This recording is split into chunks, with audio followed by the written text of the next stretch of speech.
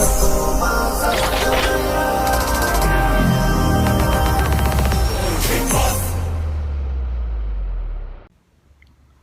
Guys, വീണ്ടും നമ്മൾ big boss ടോക്കിലേക്ക് വീണ്ടും വന്നിരിക്കുകയാണ്.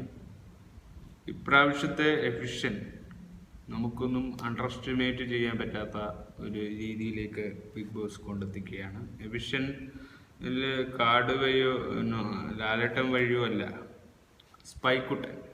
സ്പൈക്കുട്ടനാണ് ഇപ്രാവശ്യം എഫിഷ്യൻ ചെയ്യുന്നത്. This season is promised more drama, for emotional and more unexpected twists സംഭവിക്കും.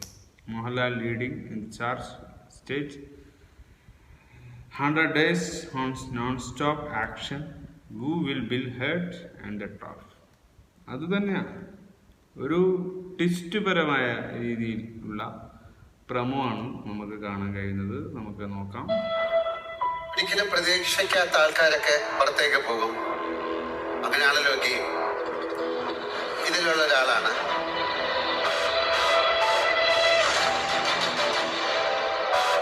ഇയാൾക്ക് എന്റെ അടുത്തേക്ക് വരാം. ഇതിൽ പേരുണ്ടോ? ഓ, ഇതിലെ പേരാരാണ് മാറ്റിയത്? സ്പൈക്കുട്ടൻ വരുന്നുണ്ടോ? ബിഗ് ബോസ് മലയാളം സീസൺ 7 ഇന്ന് രാത്രി 9 മണിക്ക്.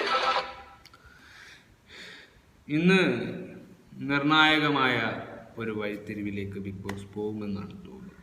ഇന്നലെ വലിയ സംഭവങ്ങളൊന്നും മുറകൂട്ടാത്ത ആ ഒരു നിമിഷത്തിൽ ഇന്നെന്താ സംഭവിക്കുക എന്നത് നമുക്ക് വിലയിരുത്താനാവില്ല എന്നതാണ്. ഇന്നലത്തെ ഇമ്മ്യൂണിറ്റി ചർച്ച, അതിലേക്ക് ഇമ്മ്യൂണിറ്റി പവർ കൊടുക്കാൻ ഒരു യോഗ്യതയുമില്ല. അതിലത്ര ഇമ്മ്യൂണിറ്റി പവർ കാറ്റഗറിയിൽപ്പെട്ടവരാണോ?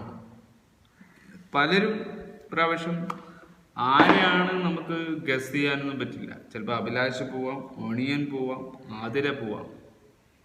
ഇവരൊക്കെ ആ ബിഗ് ബോസിൽ നിലകൊള്ളണമെന്നൊന്നുമില്ലല്ലോ. ആരും എഫിഷ്യൻ്റായി പോവാമെന്ന സാധ്യത കൂടുതലാണ്. ലോജിക്കൽ പറഞ്ഞാൽ നമുക്ക് പ്രതീക്ഷിക്കാൻ പറ്റില്ല എന്ന് തന്നെയാണ്. അതാണ് നിജസ്ഥിതി, അതാണ് സത്യാവസ്ഥ. നന്മമരം കളിച്ചുകൊണ്ടോ ഫേക്ക് കാർഡ് ഇറക്കിക്കൊണ്ടോ നെഗറ്റീവ് കളിച്ചുകൊണ്ടോ അവിടെ പിടിച്ചു നിൽക്കാൻ കഴിയില്ല.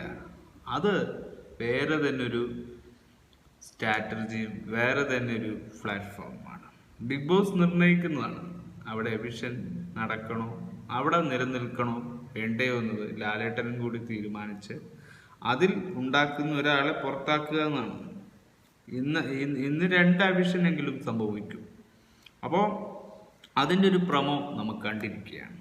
ഇനി നമുക്ക് റിവ്യൂ ആണ് വേണ്ടത്, നമ്മുടെ റിയാക്ഷനാണ് നമ്മൾ ചെയ്തിരിക്കുന്നത്. അപ്പോൾ ഇന്നലത്തെ കാര്യത്തെ ആലോചിച്ച് നോക്കുമ്പോൾ ഇന്ന് നമ്മൾ വീഡിയോസൊന്നും ക്ലിപ്പൊന്നും ഇട്ടിട്ടില്ല.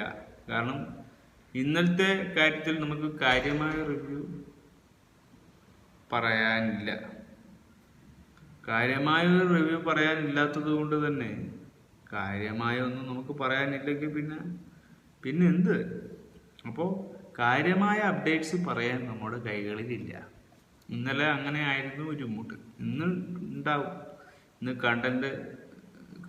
കണ്ടന്റ് ഷോ ഉണ്ടാവില്ല. ചിലപ്പോൾ എന്തെങ്കിലും പറയാനും എന്തെങ്കിലും ബിഗ് ബോസ് പരമായ കാര്യങ്ങൾ റിലേറ്റഡായ കാര്യം സംസാരിക്കാനും നമുക്ക് എന്തെങ്കിലും അവസരം ഉണ്ടാവും. അതാണ് പ്രേക്ഷകർ ആഗ്രഹിക്കുന്നത്. അതിനെക്കുറിച്ചാണ് നമ്മൾ ചർച്ച ചെയ്യുന്നത് തന്നെ. നമ്മുടെ സമയവും നമ്മുടെ സന്ദർഭങ്ങളും മാറ്റിവെച്ച് നമ്മൾ ഒരു പ്രൊഫഷണൽ പോലെ നമ്മൾ കൈകാര്യം ചെയ്യുന്നതാണ് ഈ പ്ലാറ്റ്ഫോം ഉപയോഗിക്കുന്നത് തന്നെ അതിനു വേണ്ടിയാണ്. അപ്പോൾ നമുക്ക് സമയം കളയാനില്ല, നമ്മുടെ ടൈം കളയാനില്ല. നമ്മുടെ കാര്യങ്ങൾ നടന്നു പോകണം. നമ്മുടെ ഇൻഡസ്ട്രിക്ക് ഒരു നിലപാടും ഉണ്ടാകുന്ന കാലഘട്ടമാണ്. അപ്പോൾ ഇൻഡസ്ട്രിയിൽ ഒരു സെലിബ്രിറ്റി ഉണ്ടാക്കാൻ വേണ്ടിയാണ് ഇത്തരത്തിലുള്ള അവസരങ്ങൾ നമ്മൾ ചൂസ് ചെയ്യുന്നത്. അവിടെ ഒരു വണ്ടർഫുൾ കാറ്റഗറിയെ നമ്മൾ നിശ്ചയിക്കണമെങ്കിൽ അയാൾ എത്രത്തോളം ജെനുവിനെയാണ്, എത്രത്തോളം അയാൾ ഒരു ഹംഫുൾ ആണ് എന്ന് തിരിച്ചറിയാനുള്ള സമയം അവിടെ കൊടുക്കുന്നു. ഒരു ഹ്യൂമനെ കണ്ടെത്തുക, ഒരു നല്ലൊരു ഹ്യൂമനിറ്റിയെ റിയാലിറ്റിയിൽ എത്തിക്കുക എന്നതാണ് ബിഗ് ബോസിൻ്റെ ടാസ്ക്. അവിടെ നിർണ്ണയിക്കേണ്ടതും ബിഗ് ബോസിൻ്റെ പാളിച്ചകൾ സംഭവിക്കും. ബിഗ് ബോസ് തിരഞ്ഞെടുക്കുന്ന നിശ്ചലങ്ങൾ സംഭവിക്കും. എവിടെയാണ് ബിഗ് ബോസിന് പാളിച്ചകൾ സംഭവിക്കുന്നത്? അവിടെ ബിഗ് ബോസിന് ഒന്നും പറയാൻ കഴിയില്ല. ഇവിടെ അങ്ങനെയുള്ള ഒരു നിശ്ചയദാർഢ്യത്തിൽ അല്ലാതെ ബിഗ് ബോസ് മുന്നോട്ട് പോയാൽ ഇവിടെയും ബ്ലാക്ക് മാർക്ക് ബിഗ് ബോസിന് തന്നെയായിരിക്കും. കണ്ടസ്റ്റൻസിനെ സുഖിപ്പിച്ച് ഒരിക്കലും മുന്നോട്ട് പോകാൻ കഴിയില്ല.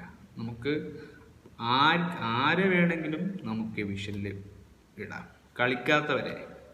അതുകൊണ്ട് കളിക്കുന്നവരെ അവിടെ നിർത്തി കളിക്കാത്തവരെ എങ്ങനെ വേണമെങ്കിലും നമുക്ക് വിഷനിലിടാം. അത് പ്രോമിസ് ആവണം.